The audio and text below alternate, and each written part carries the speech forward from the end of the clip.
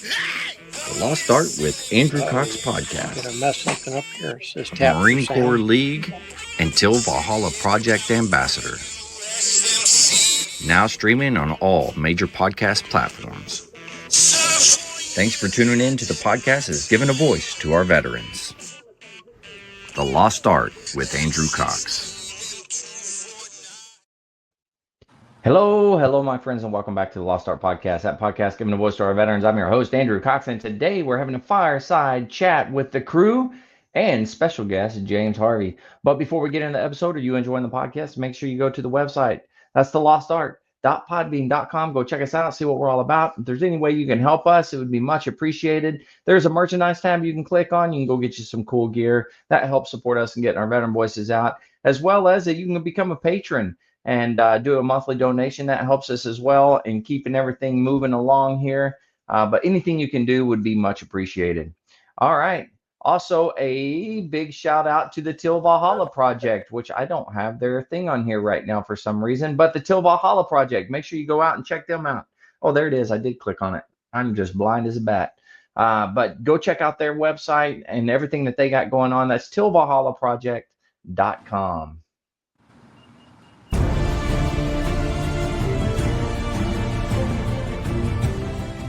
Are you a Marine veteran? Are you missing that bond you had on active duty? Then I have a place for you. Join the only congressionally chartered Marine Corps Veteran Service Organization, the Marine Corps League. Get that brother and sisterhood back in your life. Become one of the fewer, the prouder, a Marine Corps League member.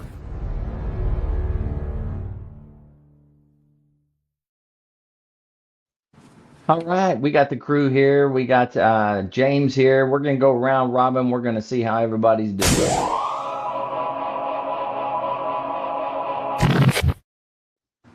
See that? I changed it up a little bit. We'll start with Mike. Mike, how you doing?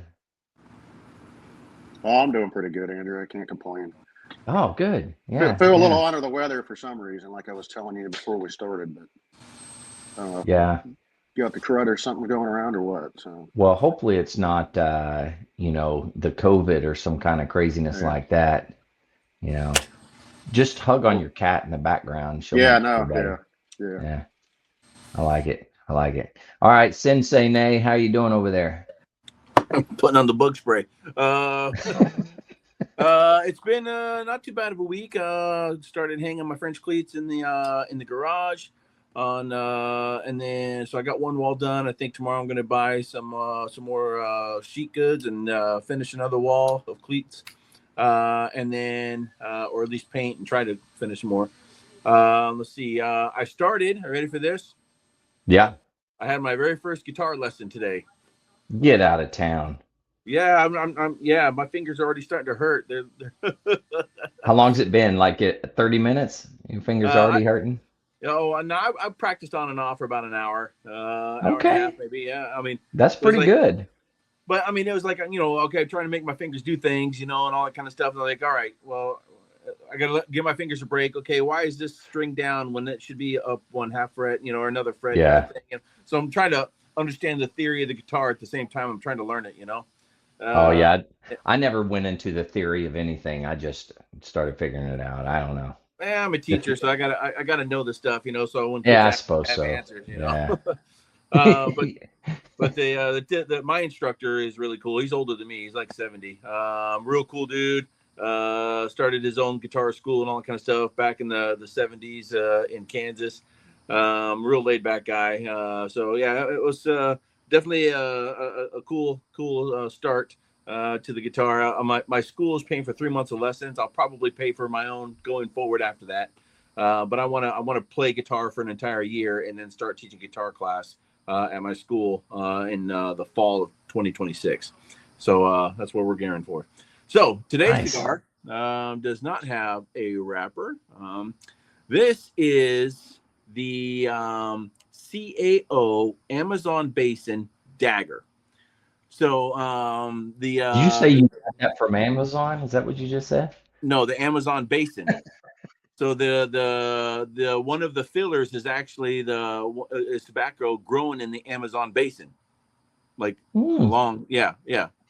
Okay. In the Amazon forest, right? So what they do is they don't till up fields. What they all the tobacco is grown where there's breaks in the canopy of the trees above it, and the sunlight Mm-hmm. comes through. They'll plant tobacco plants there. No kidding. Yeah, so they don't make tobacco fields in the Amazon basin. If there's an open patch in the canopy above that shines light down to the ground, they'll plant tobacco plants there. It's real cool. Wow. Yeah, it's real cool. The tobacco is I'm probably butchering this, but it's called Braganza, I think is how you pronounce it. Okay. But so it's a Sumatra, Ecuadorian Sumatra wrapper, and then Nicaraguan, Dominican, and the Braganza filler, and then I can't remember what the binder is. I think the binder might be Dominican, Okay.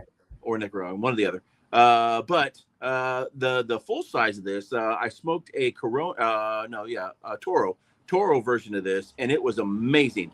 Best cigar I've ever smoked, ever. Wow. Yeah, I mean, totally. One of those cigars. Okay.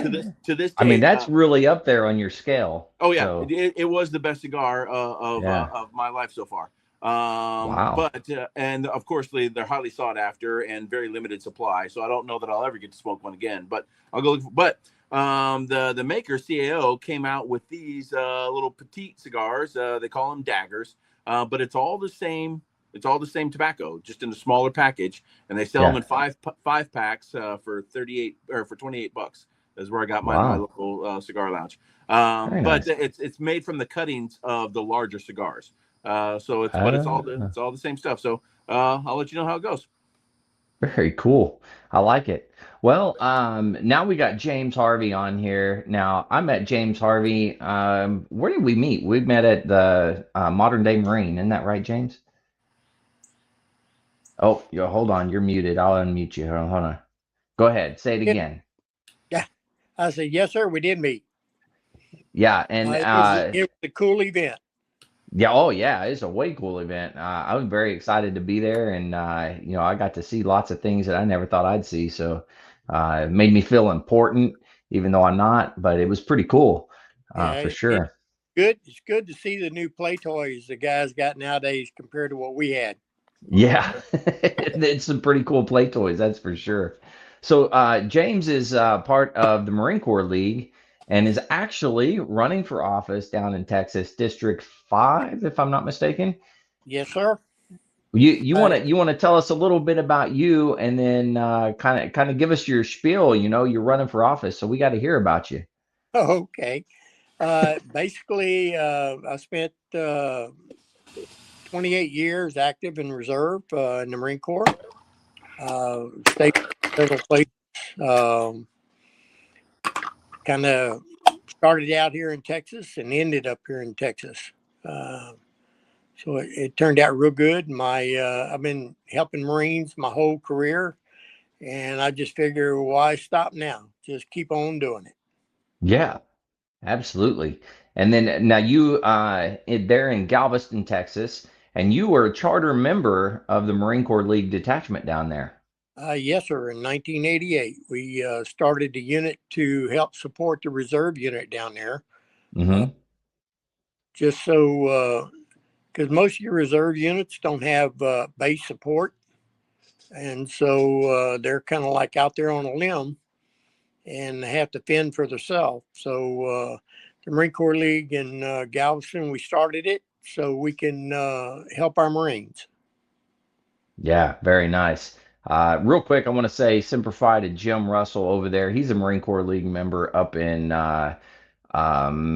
Tennessee, up in that area. But Semper Fi to you, Jim.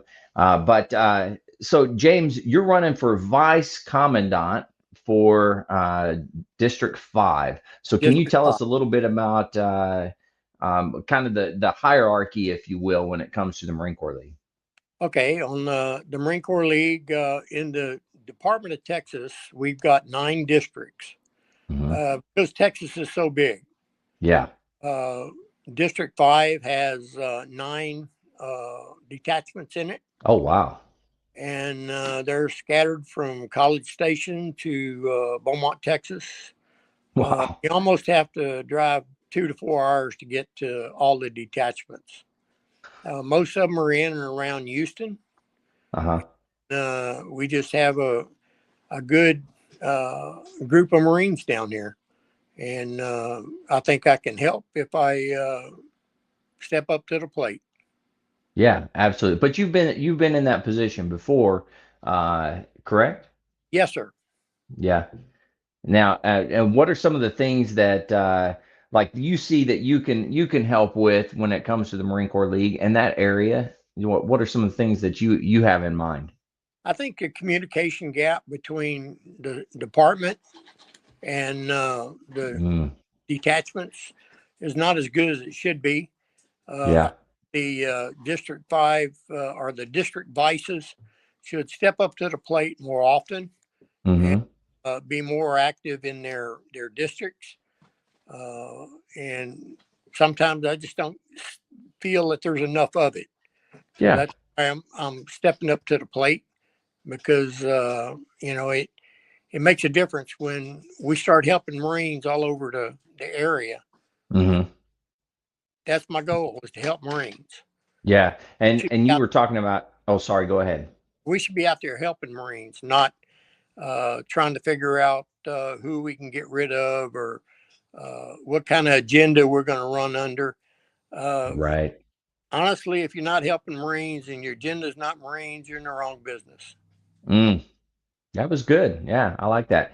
And now you said there's two reserve units there close by. Is that right? Right. We have Galveston. It's part of the Amtrak battalion. Mm-hmm. They're a littoral unit now, gunboats. And we have 1st Battalion, 23rd Marines in Houston or Ellington Air Force Base. Okay. Now you were telling me before I when we were up here in Oklahoma talking, but the littoral unit that's there, they're one of two gunboats that are out there, correct? That's correct. The other's in Tampa, Florida. And the one in Tampa does more like open water type stuff, and the one Correct. where you're at does more rivers and those types of things. That's correct. Yeah. And, So and one of the interesting things that you were talking about is you were saying they do just as much active duty time, it seems like, than a lot of the active duty folks are doing, right? this is true. They'll be able to go a little bit further because of what they are now. Yeah. So and they're in a good position. You got to stop and think. The Galveston Marine Corps Reserve Center is on the end of the island by the Coast Guard base. Yeah.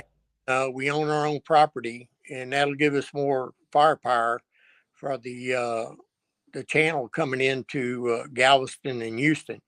It Mm, comes through a 1 mile channel there, and more firepower makes it better for the Coast Guard. yeah, absolutely. Yeah, that's really cool.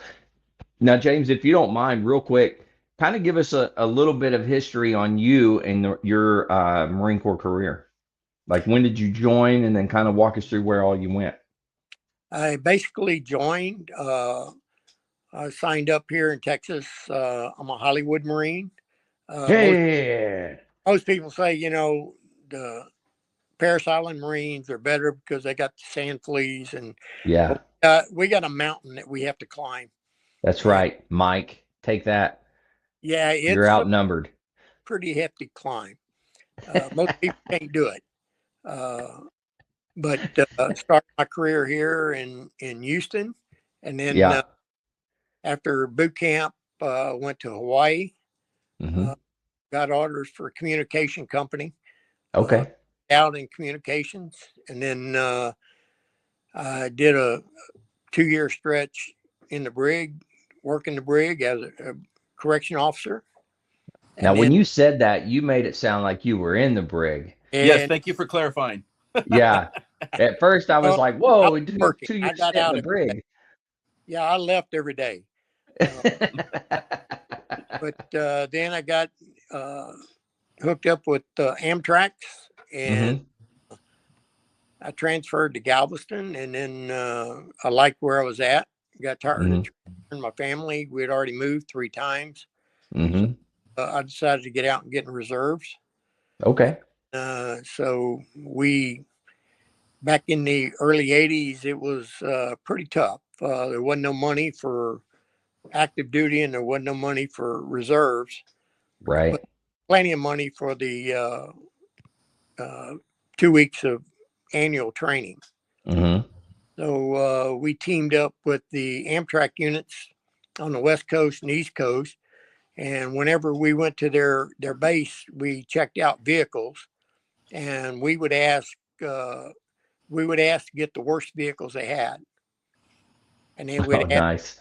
get the parts list that they need. And we was able to take and order the parts because there's plenty of money in our AT fund. Mm-hmm. So we were able to get parts that they couldn't get. And then Right. first week we would spend tearing them apart, putting them back together. And then the second week we'd do training.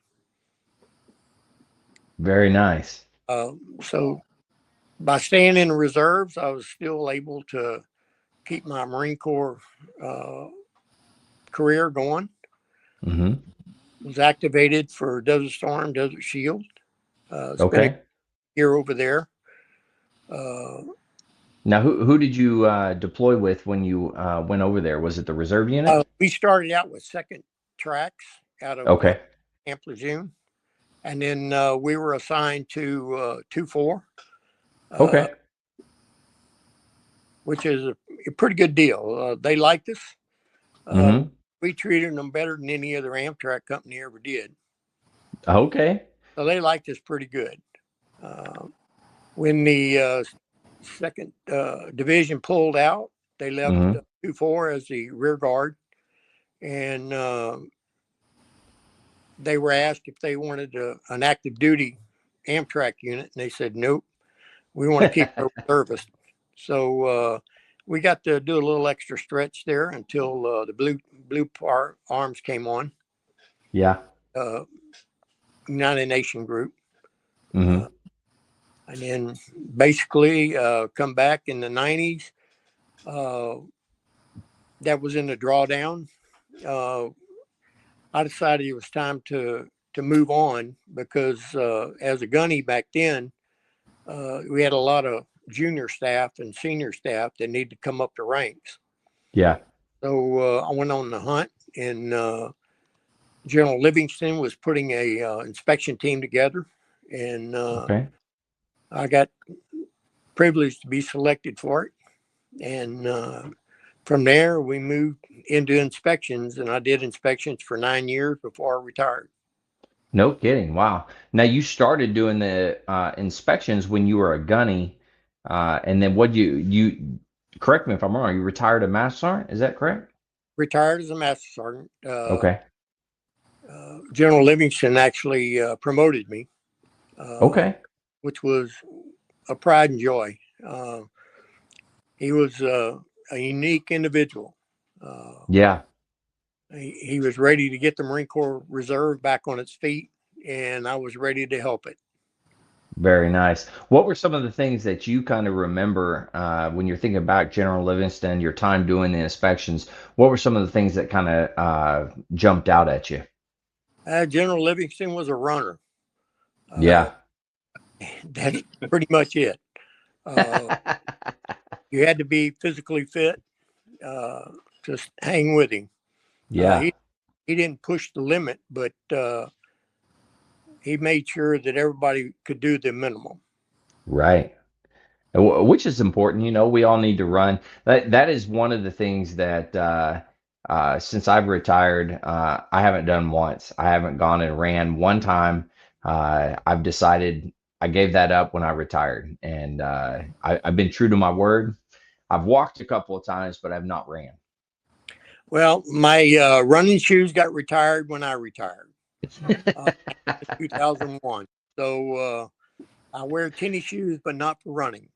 Yeah. They're nice for walking. And who would have known that our whole time in the Marine Corps that you could have used those shoes for walking? Yeah, what's kind of funny is when I applied at the VA for my benefits, my knees were all wore out. And one of the things the doctor did that was doing the, I guess, the exam, he said, why are you can't claim your knees on the military because you was a reservist. You only run one weekend of the month. So, well, you must not be an athlete because you can't run 50 miles just running one day of the month. That's a true statement. If you don't do 3 to 5 miles a day, you're gonna fall behind. And Yeah. older, your body gets worse. Yeah, that's true. And that is a huge thing for our military folks is the body's breaking down. I mean, everyone here on this podcast, at least that we've talked about it before, but man, you're talking about bodies breaking down like it was cool. It's amazing the amount of stress that we all go through. Well, I'll tell you what, it's something else. Getting old, I think good Lord should have made us old to begin with. And then by the time we hit 30 and 20s, we had plenty of money and plenty of energy to go do things. Yeah, that's a good point. I like it.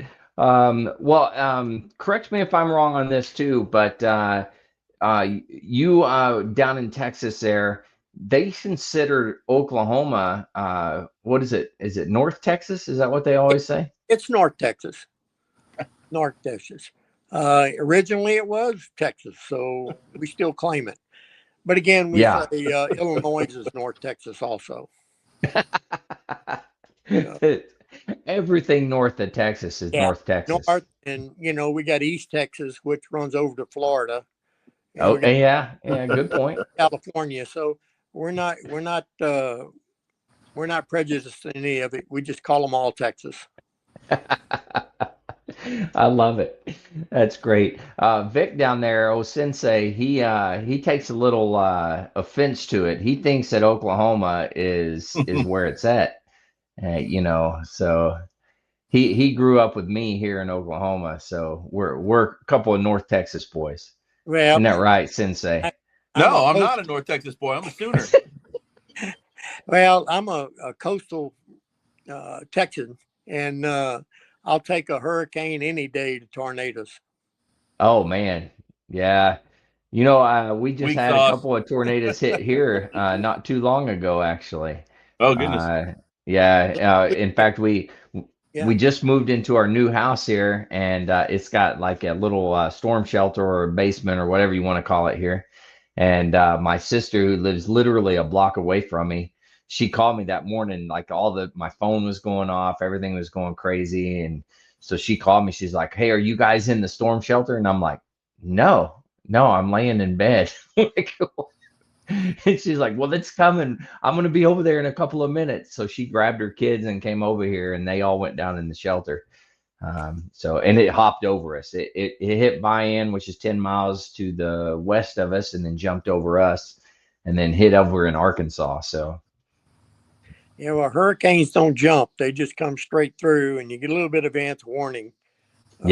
Carry a few little tornadoes with it. Mm-hmm. But, you don't have too many storm shelters down here. Yeah. Well, you get a lot of flooding with hurricanes and stuff. Yeah. Storm surge and all that. Good surge when they come in. Yeah. Yeah, for sure. Now, when's the last hurricane that come through down in Galveston? Last year. Last year? Had a storm come through last year. Okay. Wow. That's good times. Well, as we were approaching this podcast, and thanks for jumping on at the last minute, James. I truly appreciate it. It was very nice of you. I had somebody lined out, and then something came up. They weren't able to get on here. So, and of course, Mike and Sensei over there, they're my normal crew. So they come on whenever they can on Thursdays. But I didn't really have anything lined out. What I was going to talk about was drill instructors and our experience with drill instructors in the Marine Corps. And I'm betting, James, you probably have one or two stories when it comes to drill instructors. I kept my mouth shut. I opened it once, and that was it. The first day in boot camp, they started coming in hollering, screaming, and calling all kinds of names. And my first words were, Hey, my daddy's the only one that can holler at me. And you, 2 weeks later, I called him my daddy.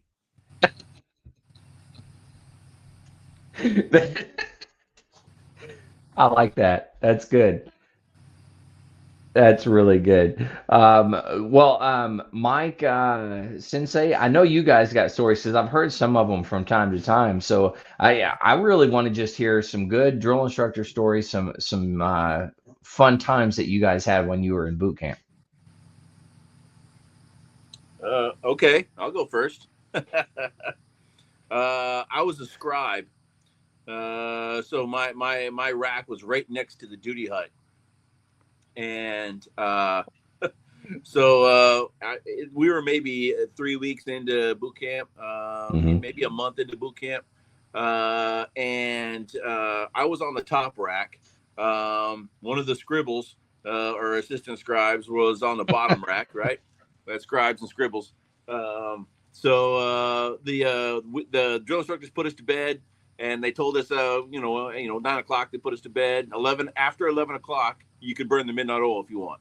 So after 11 o'clock is when the scribes would get up, and we would do all of our rosters and all of our training cards for the next day and all that shit.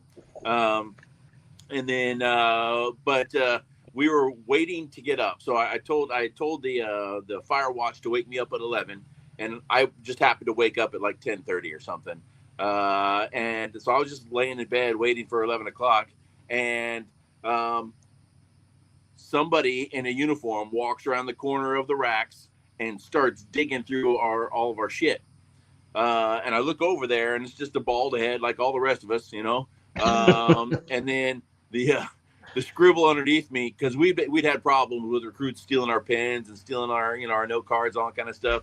The guy named McCoy was his name, Recruit McCoy, starts unloading. Get the fuck out of my shit! Who the fuck do you think you are? Blah blah blah blah blah. And F this, and it was one of the drill instructors, and Oh no. he turned around and both you get on my quarter deck right now. Blah! And I'm like, this recruit didn't say anything. Blah! I don't care. Blah! It was awful. So I got hazed for like half an hour on the quarter deck, and I didn't even do anything. And as a matter of fact, I was like, McCoy, I'm trying to, but it didn't matter. It was awful. That's great. Yeah, it was not good. Wow. Let's see what else as far as. Now, I remember one story that you told before about a recruit standing on line, and correct me if I'm wrong, but had one testicular that was larger than the other. Oh, that was MCT. Yeah. Oh, that was MCT. Okay. Yeah. That was but that was funny too. But I think I had one more. There was a few. I remember like one of my favorite ones. I was so as a scribe when we went up north for our field week or whatever, our field phase, whatever. So the scribes had to go to chow early. Mm-hmm. So and the drill instructor is like, hey, scribes, you guys go to chow early. So like, I don't know, 5:30 in the morning or something like that. They get the whole house up, and then then the scribes go to chow. Aye, sir. And me and McCoy would go to chow. It never failed. There was a drill instructor on follow series. So his name was Reyes, Sergeant Reyes. Every time we would go to chow, he'd be either marching his platoon to or from chow. At the same time, and every morning he tried to run us over with this platoon. Every morning, we'd go out of the way, we'd like go to the other side of the road, and he's like, by the left flank march, and we're like, oh, leave us alone, to the rear march, fuck, just leave us alone, we going all over the place, and come on. Oh yeah, we actually ran into us a few times. We're because you can't run in front of a drill instructor, because we're trying to stay in step with each other and do all the shit the recruits are doing. It was awful. You know what? I like that guy. He's a good dude. I don't know who he is, but I like him. So also at 11 o'clock at night, or it was probably midnight at this point, the fire watch woke me up. I'd finished my training cards, and I had to go do my business, do my number 2. And I always waited at night. Well, it was quiet. you know, but none of the stalls had doors on them, right? You know, so like, who comes in at midnight and catches me writing a letter to my girlfriend? And here I am, just like doing my business, and he starts knife handing me while I'm doing my business. You know, I'm taking a dump, and he's knife handing me. Who do you think you are? Blah blah blah blah blah blah. I want you to. You're going to take this to your drill instructor right now. And like, this recruit needs to wipe. Get fucking blah blah blah blah. I mean, no mercy. I'm telling you, man. Now that's a drill instructor. You know. Yep. Now, Mike, did you have any experiences where you got yelled at on the shitter? I don't recall any of those. No. No. That's a unique experience for Vic there. But yeah, it was a unique experience. Yeah. Never before, never after. You mean you've never been yelled at on the crapper since? Not even by my wife, no. Really? Wow, that's pretty impressive, you know. And I know your wife, so yeah. Yeah. Mike, why don't you enlighten us on some of your boot camp stories? Oh, actually, I was sitting there. I was listening to Vic, trying to really think of. I don't know if my brain isn't engaging or what right now tonight, but yeah, I think I've told the one where is like we were saying, sand fleas, and you'd be sitting there, and they would literally say you can have your people back home send you, what was it, Avon Skin So Soft? They can send that, but they never let us use it. The drill instructors kept it. Of course. That was in spray bottles, but they would be sitting there and slather it on their arms and stuff like that. But the one, I think Mark knew him, was Staff Sergeant Rutan. He was always, I mean, the sand fleas would be crawling in your ears, up your nose, just chomping on your arms. You'd have welts all over you. He'd just be walking around just looking to see, because you're like tightening, stiffening up real hard, like, well, maybe if I flex hard enough, it'll kill the sand flea, or, it'll pinch its head off or something. But he was always going on, and he'd make sure to get you in the pit and get him stirred up. So it was just ridiculous. And he's like, let my sand flies eat. Let them eat. Let them eat. They got to eat. But he was also the guy that they'd be on his arm or something, and he goes, "Say, let him eat." Drill instructor's got it, and he'd lick his arm and lick the sand flies, sand fleas off his arm and stuff like that. But I think we had that is a drill instructor right there. If a drill instructor is licking his arm to get the sand fleas in his mouth, we're doing good. Yeah. But we had your typical, sending people get a care package and have, cookies or full of, snacks and all kinds of stuff. And, they never let us have it. But he made them sit there and watch it as he dumped it all out in the trash can. And later that night, that recruit was up there digging in the trash can, trying to get his cookies and stuff. So he made sure to, when he came flying out, that trash can went flying with all the snacks, and pick up all your damn snacks. Get your damn snacks. We're going to sit here. And he made him sit there just shoving stuff in his mouth. He says, you better not get sick. You better not get sick. One of my favorite things had to do with snacks and pogey bait as they got their stuff sent to them when I was a drill instructor. I would never let all the recruits share. If mama sent them a package, then they had to sit and either one of two things. One, they had to eat everything by themselves, or either two, they had to throw it in the trash. And I'd make the recruit do it. And every single time, I'm like, okay, mama wants to send you a care package with all your pogey bait. All right, you either eat it right here in front of everybody, or you throw it in the trash. I had a couple that tried to eat it all. Did not go well for them. Did not go well. Now, James, did you have any pogey bait when you were in recruit training? No, because I sent word home not to send anything.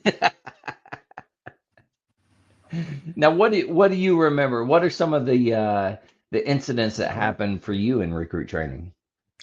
I guess the highlight was after the range going into the hiking and everything. Yeah. That's where I enjoyed it. I'm not much in garrison, but get me in the field and I'm good. Yeah. Yeah. Yeah. So now you went through, what year was it that you went through? Went through in 74. 74. So, and that was a couple years before me and all of the rest of us here. But so in 74, I was that's just after the Vietnam War, right? It was still doing it. It was still going during 74. Yeah. Okay, so you had I would imagine drill instructors from that were combat veterans and stuff from the Vietnam War. How was that for you? All of them were. Pretty much all All of of them. them were? And they would share some of their bad experiences with us, and they would do bad experiences with us. So, Oh wow. What was something that stood out, some of the stories they told you? uh, really, right now my brain's kind of foggy on that kind of stuff.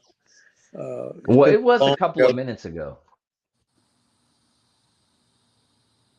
It's been so long ago. I don't remember any of it anymore. Yeah. There's Yeah. one part of my career I really wanted to forget. That makes sense. Yeah, I understand that for sure. Uh, yeah, and really, kudos to all the drill instructors out there. I sent some messages out to guys and asked them if they wanted to come on. I didn't get any bites, so I was hoping to get a couple of drill instructors on here to kind of talk about some shenanigans that, although we never did shenanigans as drill instructors, but I was hoping to get a couple of them on here to kind of talk about their experience as drill instructors, because it is a different experience when you're actually being the drill instructor versus being the recruit. It's pretty amusing, to be honest with you. Sounds like it'd be a good to be on the giving end is better than being on the receiving end. Yeah, yeah, I would say it was much easier going when it came to giving the orders instead of receiving the orders for sure. Yeah, good times to be had by all. I remember one time I had a recruit that had a seizure when we were doing the O course, and he was climbing the rope. Something happened. I don't know. I wasn't standing over him when it happened, but went into a seizure, fell on the ground, and of course, the drill instructors, they blow the whistle. You got to get a count of all the recruits and all that type of stuff. And I walked up, and this kid is in the middle of a seizure, and I was a swim instructor, so I knew everything that you needed to do medically speaking, as far as you got to check the time, figure out how long they were in a seizure, those types of things. And so the kid starts seizing, and I walk up, and the kid's seizing, and everybody's like, "Oh my God, what do we do?" And I was like, "Well, there's nothing to do. Just check your time." So I checked the time, and the kid comes out of it, and I'm like, "So what?" I kind of slap him a little bit. Literally, I did slap him, and I was like, "Hey, you know where you're at?" And he's like, "This recruit doesn't know where he's at." I'm like, "Oh, okay. Do you remember what your name is?" And he's like, "This recruit's name is da da da da da." And he says his name, and I was like, "Okay." I was like, "Do you know what you're doing here?" And this recruit has no idea what he's doing. I was like, "Do you know that you're in boot camp?" And he kind of looked around. He's like, "This recruit didn't know he was in boot camp." And I was like, "Well, that's pretty good discipline. I mean, to be able to say this recruit every single time and you have no clue where you are or what you're doing, we did something right." So yeah, little things like that. It's amazing the stuff that happens in recruit training for sure. Yeah, every year we do what we call a poolee function here in Yeah. Houston. They bring in all the kids that are signed up, and they bring in drill instructors and they kind of work them, and it's always good to Hmm. see them do that. Uh, Yeah. get them kids a firsthand note of what they're fixing to get into.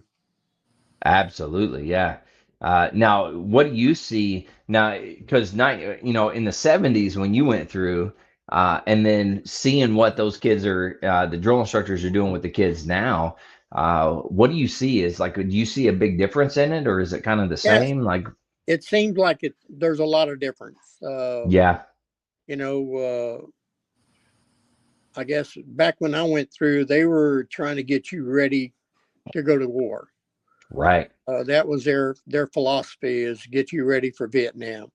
Mm-hmm. Today, it's a little bit different. I'm not going to say slack, but it's a little bit different. Attitude's a little bit different. Yeah, that makes sense. Yeah, absolutely.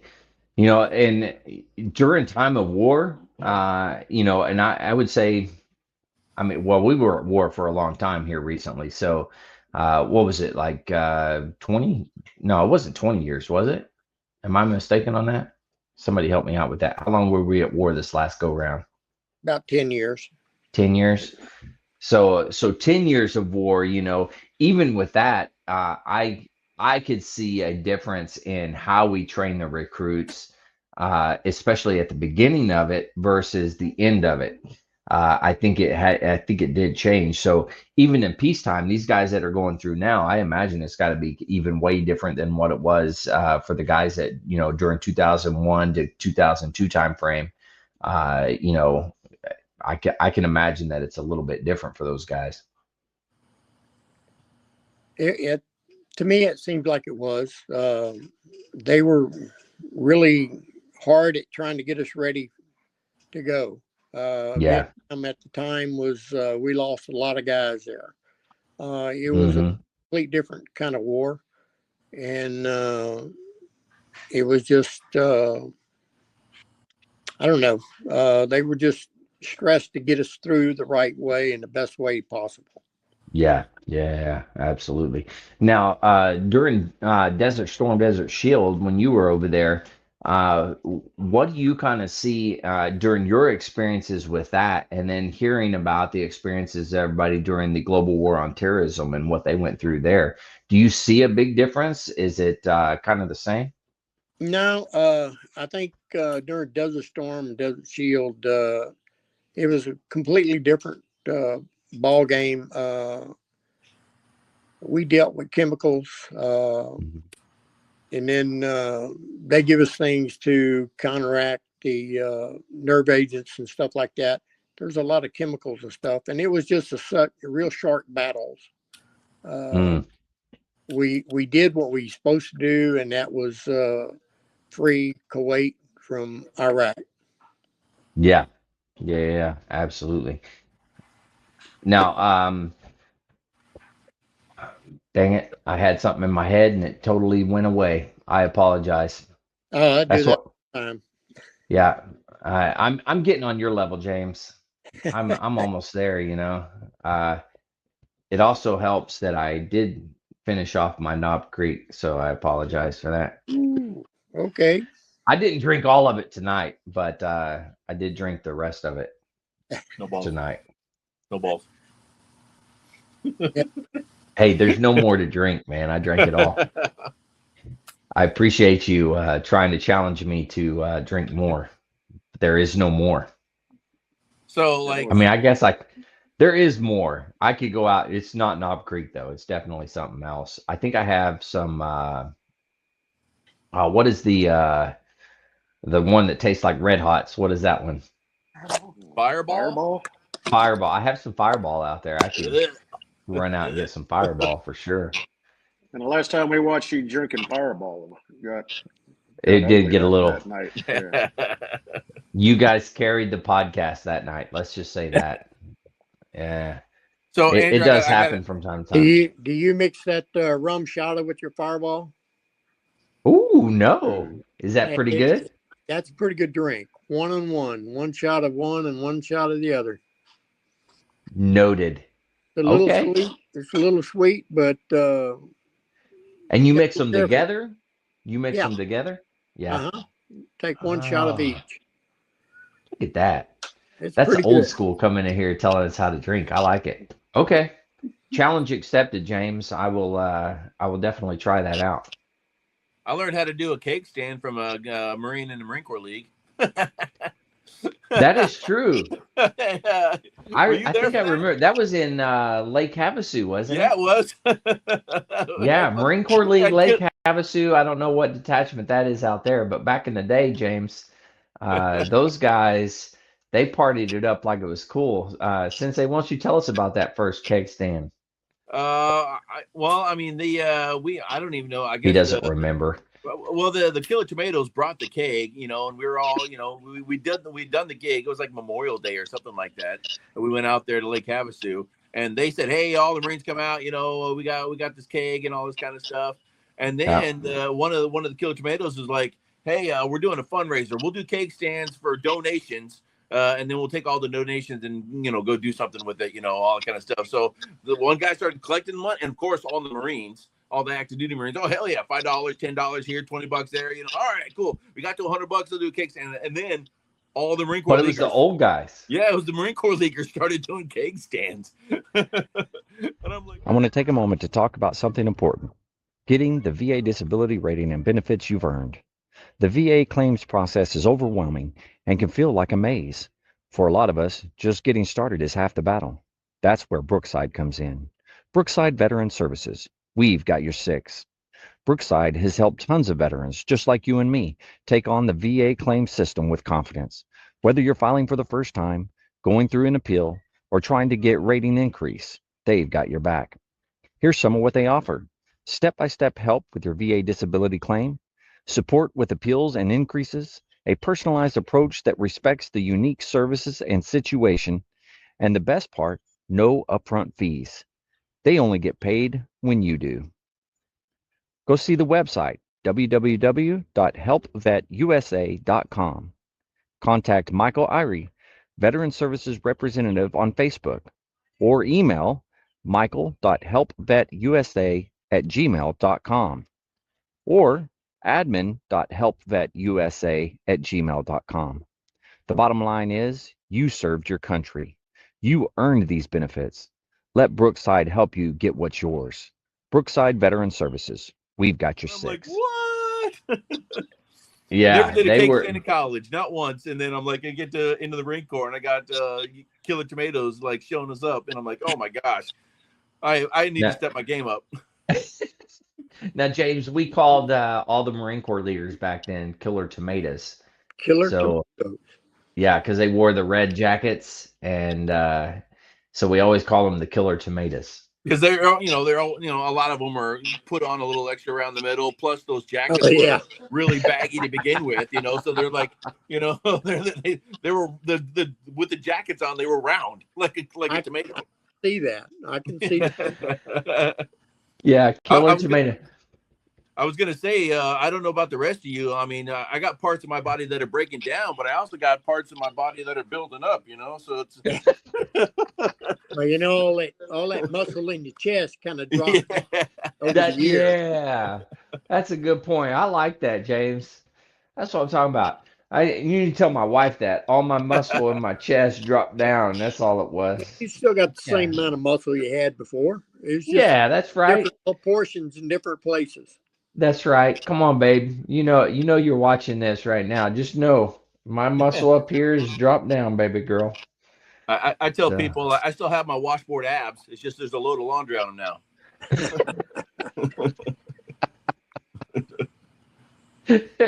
Little laundry on them. Oh my God, dude, that's good. That's good. I like it. So I remembered another story. Andrew, yeah, go ahead. Did you ever tell any of your platoons that you hated them? No, never once did I ever say such things to my platoon. So we failed initial drill, and from that point on, I don't know that our drill instructors ever got really control of the platoon after that, because they just went apeshit on us. Like they had the whole platoon like wagon wheeling. Like all the drill instructors took off their campaign covers and made us, and the senior drill instructor took off his duty belt and made us all march all over their covers. That man, they hated us. And they really, really did hate us. To the point when we got to the moto run at the end of boot camp. How long is that circuit around MCRD San Diego? Is it 3 miles, 5 miles, something like that? Whatever in the moto run was. It's about 3 miles. Yeah. It's so, not too far. We take off from the motor run, left, right, all that kind of stuff. And as soon as we got past all the crowd, for the rest of the 3 miles, it was cover and alignment. Ah, sure, hoorah, Marine Corps, kill. Cover and alignment. I sure, hoorah, Marine Corps, kill. Covered alignment for the next, not one cadence, nothing. It was just covered alignment ice for 3 miles. Yeah. Yeah, not one cadence. It was covered alignment ice or Marine Corps, kill for the whole time. And then the drill instructor said, before, I mean, that was motor run day, but the like 2 days before, they were like, we hate all of you. We don't want to meet your parents. Do not bring us your parents to introduce them because we will tell them that you're all pieces of shit. And none of us did. I did not introduce any of my family to my drill instructors. Now there's a little bit behind some of that though. If you don't have to meet the parents, you get a free day as a drill instructor. Like you don't have to deal with recruits. You get to go do what you want to do. So there's something to that, you know. You gotta tell the recruits, don't bring them up. And I did. I told my recruits, well, as a green belt drill instructor, the junior drill instructor, I would tell them, no, don't bring them up because I'm gonna tell them exactly what I think about you. And I never actually did tell the parents what I thought about the recruit. But yeah, there's something behind that. At the end of the crucible, I never heard one drill instructor say anything good about any of the recruits that they were handing the EGA to. Everyone that I heard around me, including me, everyone was, you're a piece of shit. You don't deserve this here. You fucking made it to the end. And on to the next one. When they handed me mine, serious? Yeah, when they handed me mine, it was like, oh, you made it here, and on to the next one. But all the recruits, everyone was like, a piece of shit. I can't believe you're a liar. You're a thief. You took here, take this. You made it. Go. You know, they hated us. Yeah, that's pretty bad, man. Yeah. I'm not gonna lie, that's pretty bad. Even if I hated a recruit, just making it through recruit training in itself, and everything that you had to deal with, you deserve it. If you made it through, you deserve it, and you have to suck it up. Even if you don't like the individual, you have to suck it up a little bit and say, hey, you know what? Thank you. You know, good job. Here's your Eagle Globe and Anchor. You made it. You're a Marine. Nope. Nope. Well, one thing you can say about San Diego compared to Parris Island is you didn't have the torture every day of seeing planes take off. Oh, and yeah, there's that. You didn't have the torture when you run to the back of the MCRD over by the Navy recruit area and see them all gaggling out there and drinking beer, and that was torture. And wishing I was on every car that drove by on the 163. You know? Oh my gosh, it was rough. I wish I was in that car. I was in that car. I wish I was on there. And then of course, you know, by day 3, you've lost your voice because every time you're outside, you know, the San Diego pause. Let me hear your war cry. Ah! Every time. Oh man. Yeah. I would have to say that the San Diego pause is a pain in the butt, as from a drill instructor perspective, because every time you start to teach something, plane flies over. You're like, man, I'm never going to get anything taught. This is ridiculous. All day long. All day long. What's funny is when the CG's giving his speech at Morning Colors. Like it was so funny because you listen to the CG talk and he'd be talking just like that, and he would just pick right up, or she would pick right up at the end, like right where it's same inflection and everything. You know? It was so weird. So weird. It was almost like they had it planned, you know? Yep. Now, James, have you gone back and seen a recruit graduation since you've been a Marine, or since you've been a Marine and retired? No, I haven't. Really? I really haven't been around San Diego very much, and I guess didn't want to go back. We got to get you back over there to see a graduation, see everything that's going on. I think you'd really get a kick out of it. I mean, just the time that I was in, from boot camp to when I retired, or I like from Camp Pendleton to coming out here, that was at like year 21 when I moved out to Parris Island. I retired out of Parris Island, by the way, James. Probably 12, 15 years of my career was on the West Coast. So we were always going down and doing graduations at MCRD, and whenever the band would take leave over the summer, over the winter, they need another band to cover for them. So, one of the bands on the West Coast would go cover for them. So I did graduations for years and years afterwards. But they're just from the time that I was a recruit to the time that I left the West Coast in 2020, sorry. The depot has changed a lot. Lots of new buildings, new squad bays, all kinds of stuff. I mean, it's changed a lot. Yeah, I hear there ain't no more Quonset huts over there. Yeah, Yeah. Quonset they're huts still are over there, gone. but they don't use them for recruits. I don't even think they're over there anymore. Oh, by receiving, they took down all those too? I'm pretty sure that, Oh, wow. well, if not all of them, most of them are gone now. Yeah.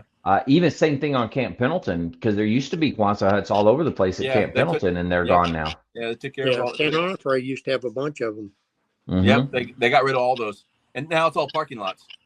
Was it Heartbreak Ridge was filmed there in those Quonset huts? There's a lot of movies and different things that had been filmed in those Quonset huts.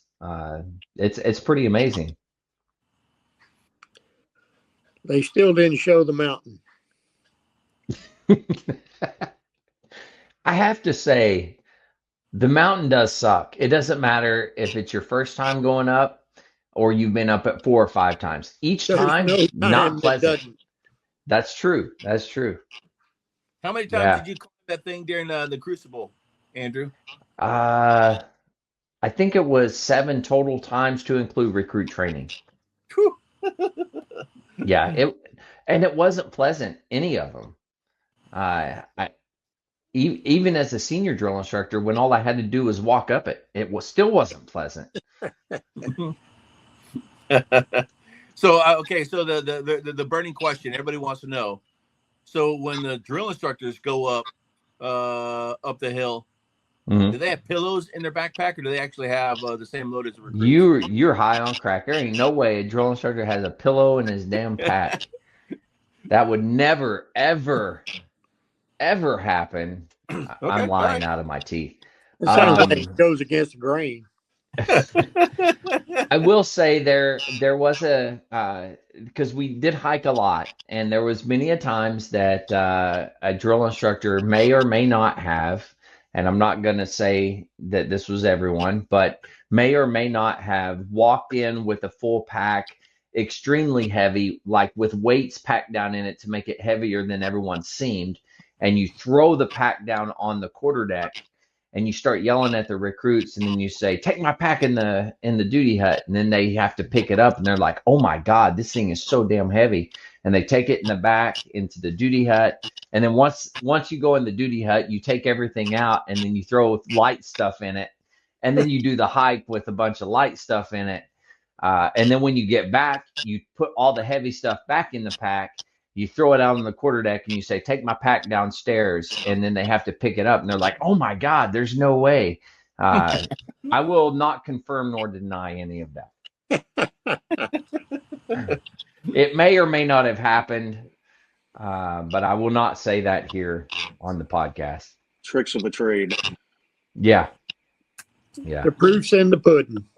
Yeah. As you probably noted, I too have a little laundry covering my 6-pack as well. So, just saying, it happens. Yeah, all right, good times. Well, thanks for the explanation, I guess.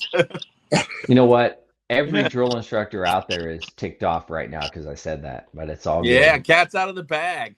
Yeah, it's all good. You know, I'm not active duty anymore. I don't have to worry about it. So. I just was always impressed. Like, we'd be out on the PT field, and we're all, gassed, completely just wrecked. And, and we get back to the squad bay, and drill instructor walks in the squad bay, walks out like 3 minutes later, perfect. They look perfect. Their chucks completely perfect. And I'm like, how the hell? I haven't even taken a shower yet. But I didn't know that, like, you guys did. I mean, you're not paying attention when you're a recruit, what drill instructor's going where. And what drill instructor kind of sneaks out early and goes back to the squad bay so that when you get back, there's a fresh drill instructor to take over and start not in it. I never paid attention to that. Just to me, it was magic. It's like, man, these guys are good. Holy cow. Yeah. It is a little bit of the magical, you gotta like keep it close to you and then show the magic card, it is a little bit of that.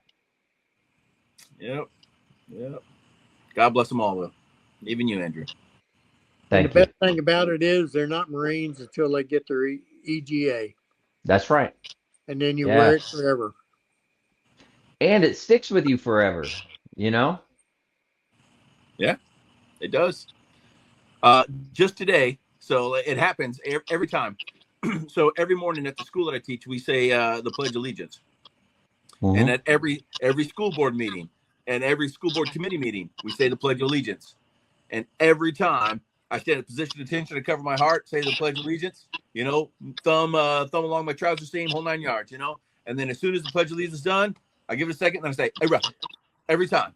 And today at the committee meeting, I show up to the committee meeting. We say the Pledge of Allegiance, and the chair of the committee is like, "It's not the Pledge of Allegiance until I get the URA at the end." And I said, "Damn right, as it should be."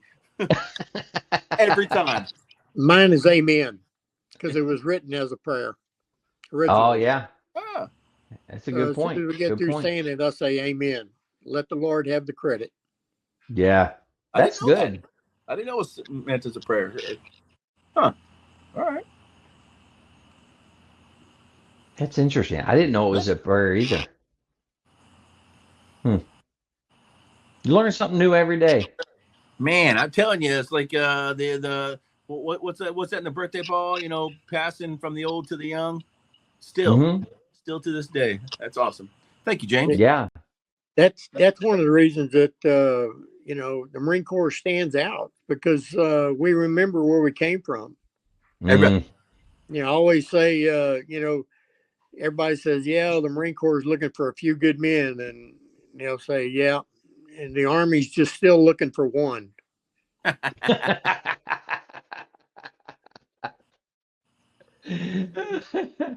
But That's pretty good. hopefully we'll have our Ton Tavern back. Yeah. That's right. They're supposed to be rebuilding it. So maybe sometime you can get some word out about the 1775 Club. That's right. And just for everybody out there, they're rebuilding the Tun Tavern. They're in Philadelphia, the birthplace of the Marine Corps. Now, the original site is actually now has a highway running over it. So there's a sign out that says the original birthplace of the Marine Corps, Tun Tavern. And but 100 yards down the road is they've purchased the land. They're started building on it. I don't know how far they are on it yet, but I know they've started stuff. But the idea is to have it done by this year, the 250th anniversary of the Marine Corps, and to have the birthplace of the Marine Corps, Tun Tavern, rebuilt and ready to go. And what you're talking about, the 1775 Club, you can go to thetun.org and go check that out. And in there, you can join the 1775 Club, and you could pay $17.75. And I can't remember exactly what you get for that. It's been a while since I've looked at the website. James, do you know? Yeah, you get a certificate with your name on it. You get a T-shirt, the Ton on it, and you get a coin. The coin, you take it there anytime, and if it's happy hour, you get a free beer. Huh. Yeah. Now there's also other things that you can do. You can also purchase a beer stein, and you get your name on it. It's a certain, I can't remember the amount of money, but it stays there at Tun Tavern. And then when you go in, you can get your beer mug and you get free beer out of it. That might be, they might go broke on that one. As it should be. It's a possibility. You're right. I think it's 2,000 for the spun copper. Okay. And correct me if I'm wrong, you said your detachment did one. Is that right? We did a mug, yes, sir. Yeah. And we just got through purchasing a coin that we're going to donate to the National Council or the National Convention for a raffle. One of the silver. Very cool. So, but they also have a $250 mug. It's a wooden mug. You get that in the mail. They can Oh, send no it to you. kidding. There's And a they lot of have good things out there. T-shirts. They have T-shirts. They have coins. They have all kinds of stuff that you can go on there and purchase and stuff that helps and goes to the funding of the tavern and getting it built and stuff.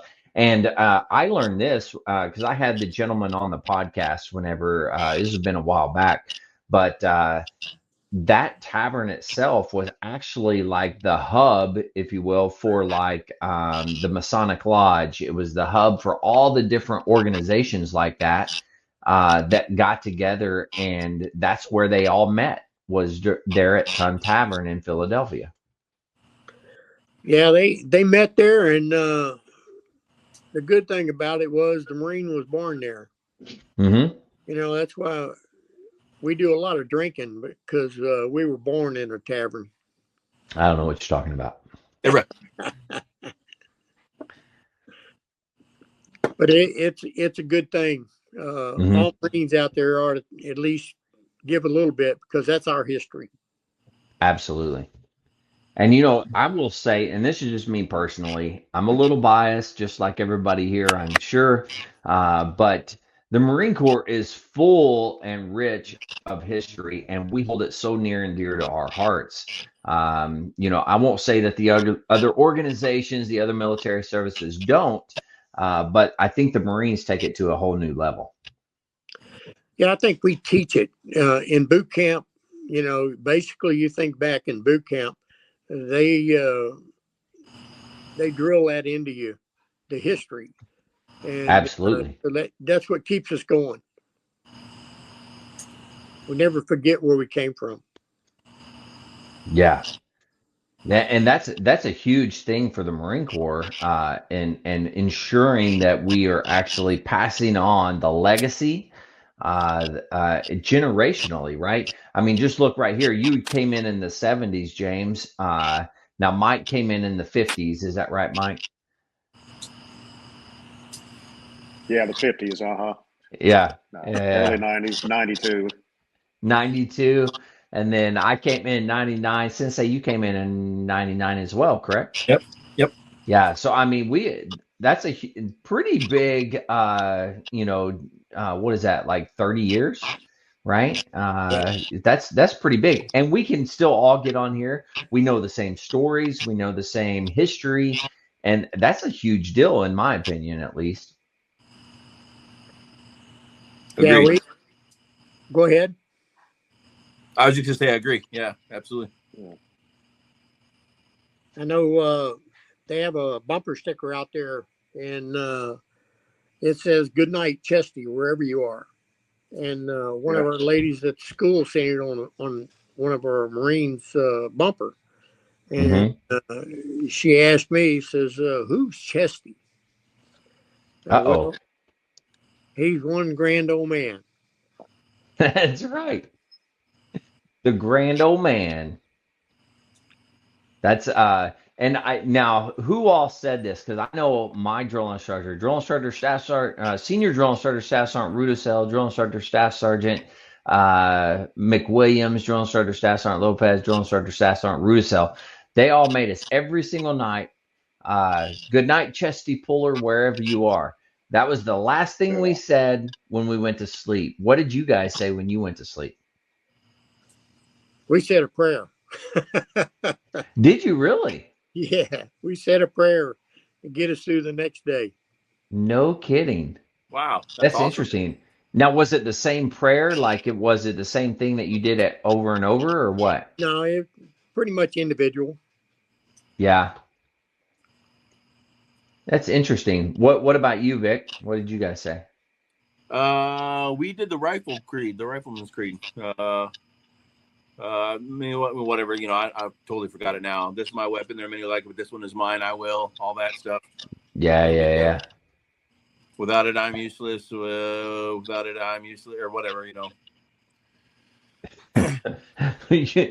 Yeah, I don't remember it either. Does anybody remember? Mike, do you remember it? Bits and pieces of it, just like Vic was saying. But it's funny you say that stuff ad nauseum, that or like would do that at night. It just depend which drill instructor put us in Yeah. the rack that night. We'd do that. And then the other one, he'd want general orders. Everybody screaming general orders for 15 minutes, and then Oh, jeez. and another one would just, like you were saying, good night, Chesty. Yeah. One of our Sergeant Taylor, I think, would make us recite the definition of combat. Close with to destroy the enemy through fire maneuver and all that kind of stuff. Wow. That's interesting. I honestly, good night, Chesty Puller, wherever you were, and then they, that point, lights are out, you go to sleep, you put the covers over you. Of course, I would always lay at the position of attention. I put the covers like I would shimmy into it. That way, the next morning when I got up, all I had to do was just tighten it up a little bit, and I didn't have to mess up my my sheets and my blanket. It was pretty much the same way every single night. They still bounce the quarter off of it. You know what? I never did that as a drill instructor. I should have done that. I never did. Yeah, weak sauce. I know. Kindler Gentler core, right? What is the core going to? I tell you, man. Horrible. Nowadays, They haven't changed that because you still have those damn freaking scratchy wool freaking green blankets. Oh yeah, that's true. I'll be honest. We had a drill instructor. I think it was Sergeant Alvarez, maybe it was Sergeant Cruz. I don't remember. But they would come up, instead of bouncing the quarter, they would thump the rack. Yeah. Because a tight rack would make a good thump sound, and if it wasn't tight, it would just kind of poof. But that was his. I want to say it was Sergeant Cruz. Sergeant Cruz was one of a set of twins, and they used to mess with us all the time. They were both drill instructors at the same time? Not during my platoon, but yes, eventually the second one became a drill instructor.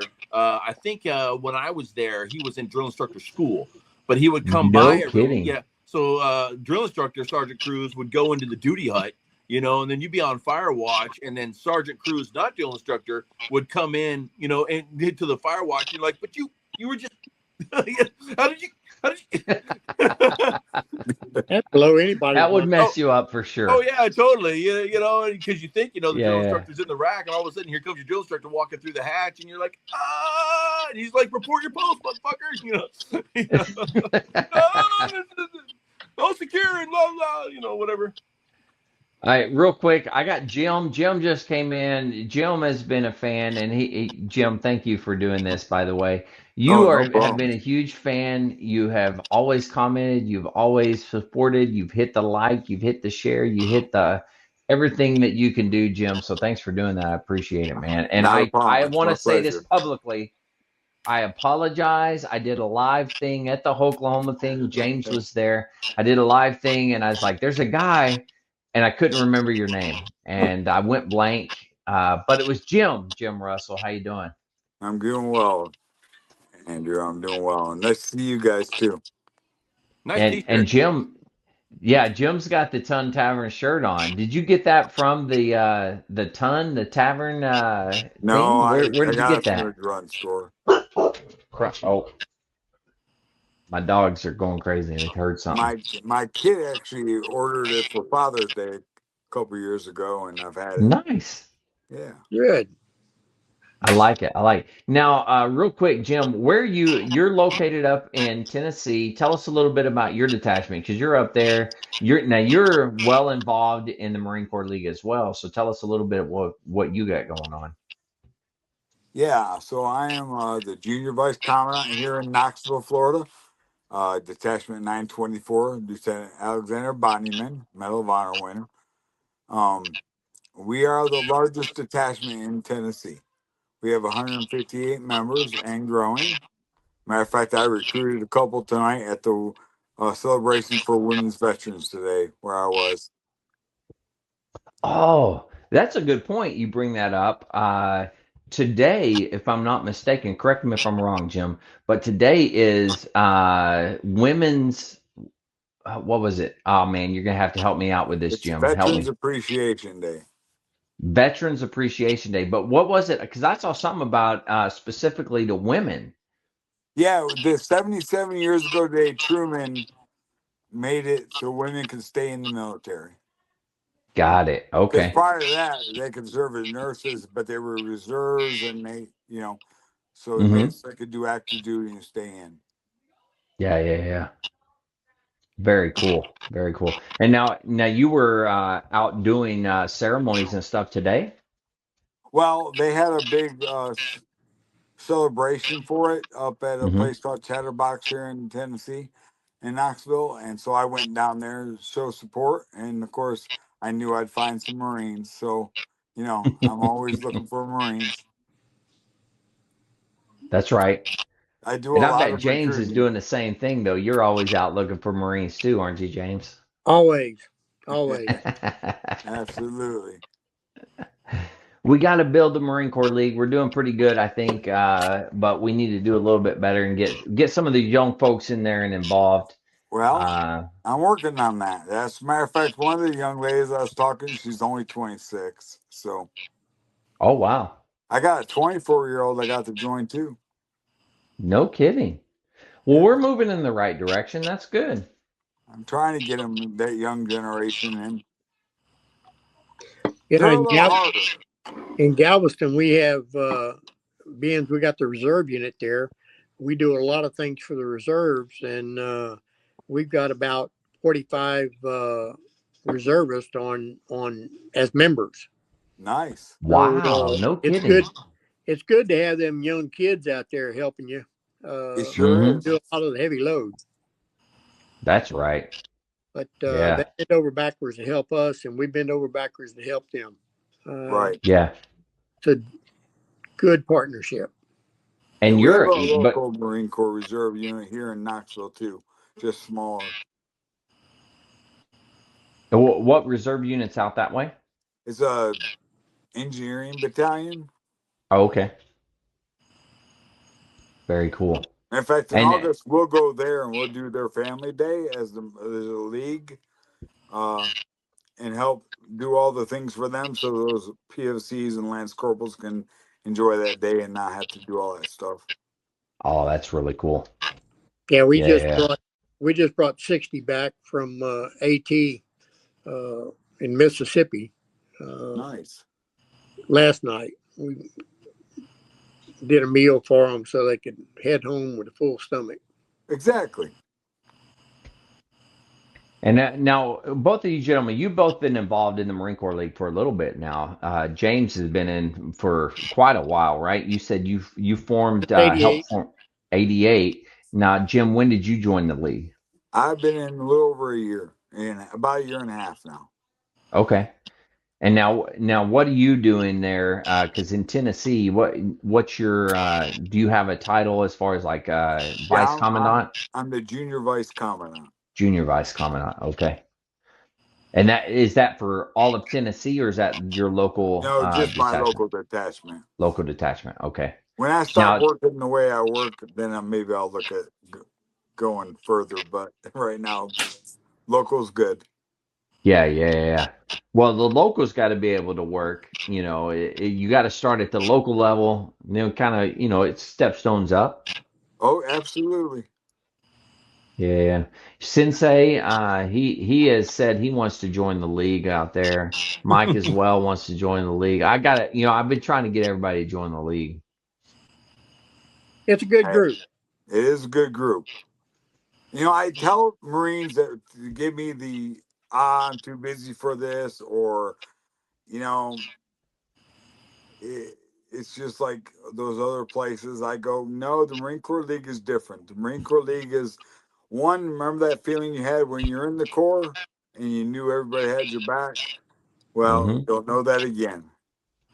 The Mm, second thing is the Marine Corps League is very community involved. We're yeah. not there just to drink a beer and smoke a cigarette inside the at the bar. We do activities. We have a mud run. We do the Rose program. We do the parade. We sponsor all the JROTCs. We do a lot inside the community. So, matter of fact, next month we'll be giving away our scholarships that we give away every year. So Mm-hmm. for Marines. And now, when you say scholarship, what exactly all goes into that? Like who applies for that? How does that work? So if you're a Marine Corps League member or a Marine within 15 miles of the detachment, Hmm. and you have a child getting ready to go into college, you can apply for our local detachment scholarship. Very So cool. I know the Marine Corps League National has a scholarship, Hmm. but we as a detachment have one too. And so we get those in, and then we have a budget for it, and then we just divide it, and they'll get a minimum of $500. But if it's only a certain amount, we take that whole budget, we divide it by the number, and that's what we spend. Very cool. Now, how do you guys, Jim and James, how are you guys doing, like raising money and doing those types of things? What are you guys out there doing? Well, we do a lot of beer sales. Mm. That's You okay. know what? Marines We have, seem to gravitate toward that. I've heard yeah, we that. have what they call the Lone Star Bike Rally. Yeah. Ooh, The second largest bike rally in the United States. okay. And so we sell beer there. And then we have Mardi Gras. So we got 2 weekends of Mardi Gras to Ooh, beer at. There are a couple of other events. We've been selling beer at Mardi Gras since '88. That's a good way to do it. So I mean, we were founded in a tavern. yeah, We were. we were born in a bar. We were. Yeah, and there's nothing wrong with that for everybody out there. I know you're thinking to yourself, "Oh, what a horrible place to be born." No, But in my opinion, I think it's just fine, I you agree. know? Yeah. Yeah, when we were in Kuwait, they I guess somebody sent a case of champagne to Nice. one of the guys, and so the MPs found it and Oh got it, no. and they put everybody in the school circle. Then they poured every one of them bottles out in the circle. I think it took about 2 hours for everybody to quit sniffing. That's horrible. Yeah, but Why it was funny. would why would somebody pour out, man, Alcohol is if it were illegal me, I over would there. not do that. Yeah, alcohol is illegal over there. Yeah, I will say the only place I'd be pouring that out would be in somebody's mouth. Yeah. We might be doing keg stands with wine bottles. I don't know how to do that, but by gum, we'd figure it out. We figure it out. Where there's a will, there's a way, isn't that right? That is That's true. it. Yeah. Now You here have to in overcome it, Knoxville, bro.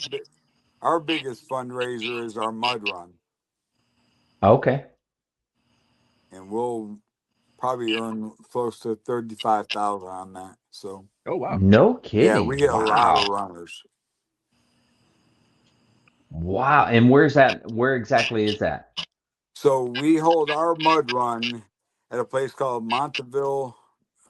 Um, it's called Harmony Centers. It's in. It's just south of Knoxville in a place called Okay. Maryville. It's it's we hold it there, and it's a lot of up and down, uh, through the woods, through the mud, over the obstacles. 3 mile run. We have a kids run, so we'll have about anywhere from 950 to 1,250 runners. Wow. Yeah, last year That's we had quite a bit. 900. Last year we had to do it earlier because of some rescheduling and Mhm. very hot, but we still had 945 runners. No kidding. Yeah, Wow. That's a lot. That's a lot of A runners. lot of And runners. and I'm assuming they like you have to sign up for it. You pay so much money to sign up type of deal, yeah, just like any run, right? yes, you do. And it's timed, and people come from all over to do it.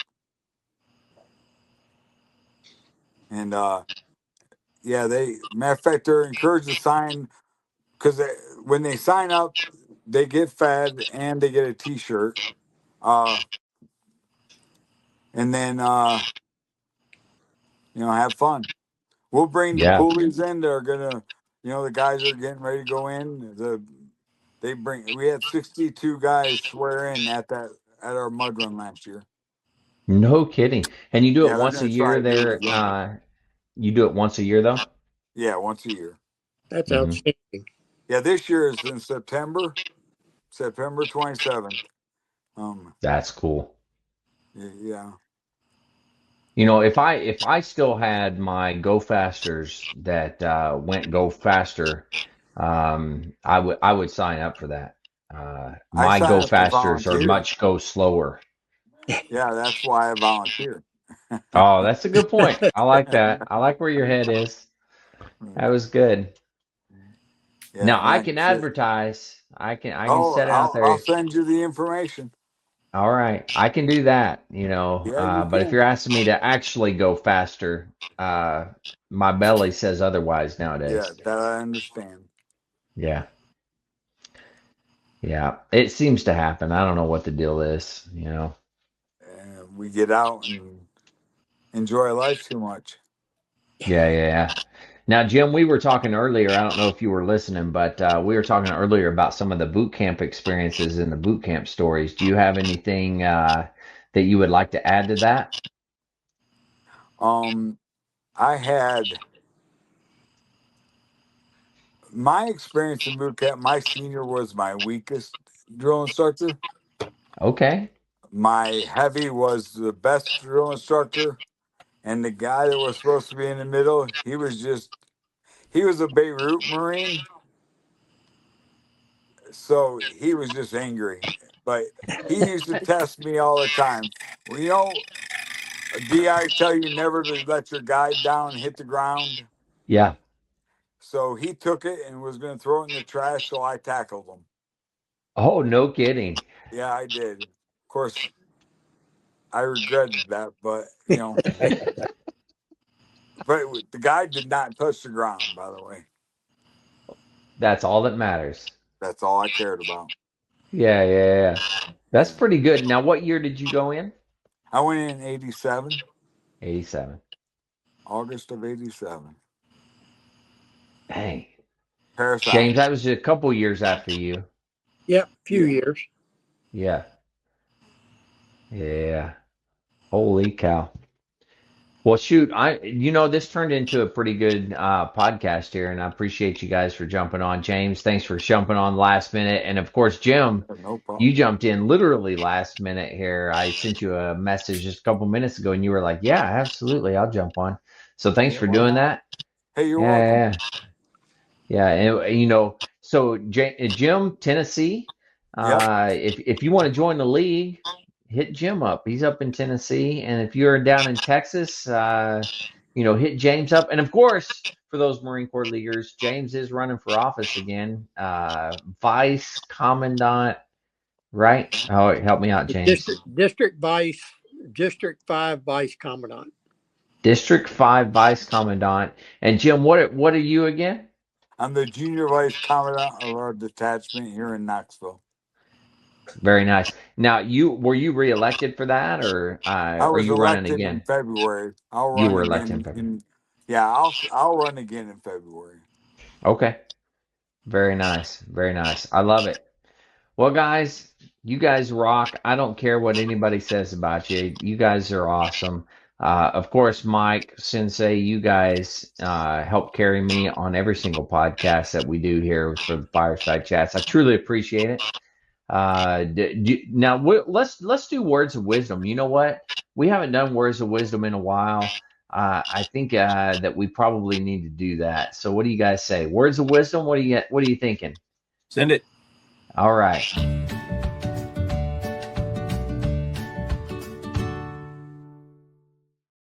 Now James and Jim were thinking to themselves right now. They're like, words of wisdom. I didn't sign up for this crap. That's all Uh, right.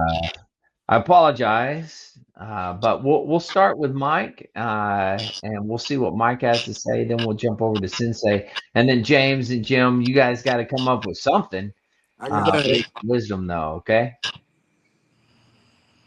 Mike, what do you got for us? Oh, I wasn't. You're not prepared? I wasn't prepared, but I'm looking at something here. It Okay. says you only I live once, but if shotgunned you you. do it right, once is enough. Ooh, say it again. Say it one more time. You only live once, but if you do it right, once is enough. Ooh, man. I'm hoping I'm living up to that. That was good though. I like it. All right, Sensei, what do you got over there? Well, since one of our underlining themes tonight was taking care of Marines, Yeah. this is what I got. Take care of people because it heals the part of you that needed someone to take care of you. Okay. I Very like it. good. I like it. Now, Jim, I apologize. I'm shotgunning you like it's cool. This is your opportunity. You don't have to necessarily say a quote. You can just say whatever you think is important to you and something that you want to get across to the listeners. But I'll let you guys choose. Jim, who wants to go first here? I'll go first. All right, go ahead. My phrase is everybody here knows it. It's Semper Fi. That means always faithful.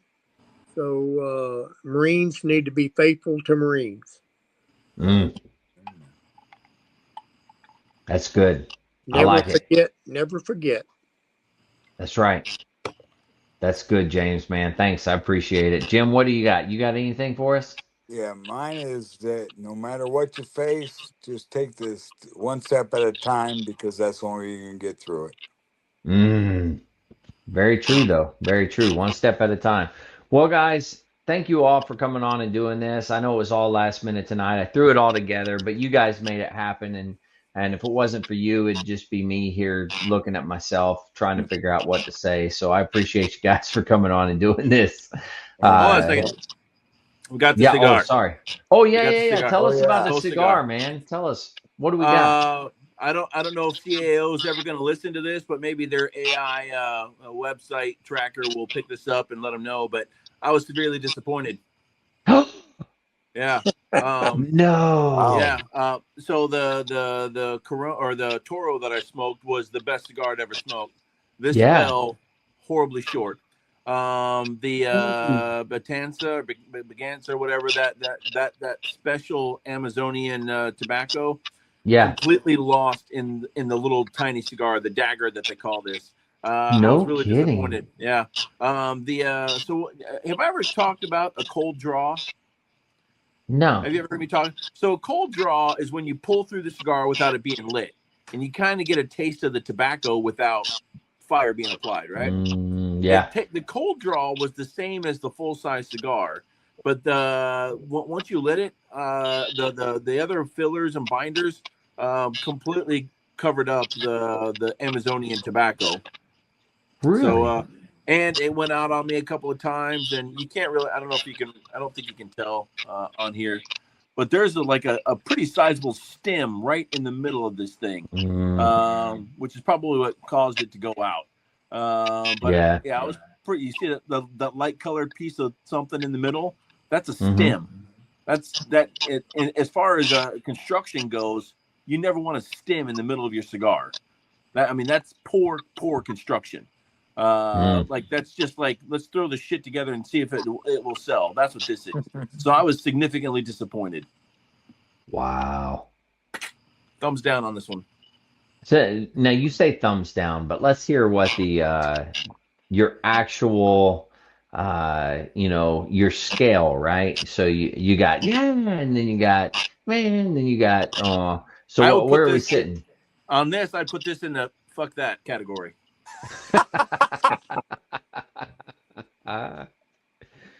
Well, It definitely is hopefully, disappointing then if Sensei's saying that. yeah, Exactly. Yeah, Because Sounds yeah. he like said he's never met a cigar he didn't like, and he's like, "Yeah, screw this, I hate you." that was That yeah, was the cigar you that didn't was one like. of them. That was one of them. Yeah, Wow. sounds like the smoking lamp's out. yeah. Yeah, it is. It went out hardcore. Yeah, man. Holy cow. Well, I'm sorry to hear that there, Sensei. I apologize you had to suffer through that incredibly horrible cigar. At least I had Um, good company and a good drink, and that makes up for a lot. and Amen you're to that. welcome for that. Yeah, you're welcome. Yeah, if it wasn't for us, your cigar would have been even worse. Yes, completely. Yeah. Yeah. Good point. All right. Hey, guys, thanks for coming on and doing this. Truly appreciate it. To all the listeners out there, if you're struggling and need help, anything like that, don't forget the VA does have some great resources.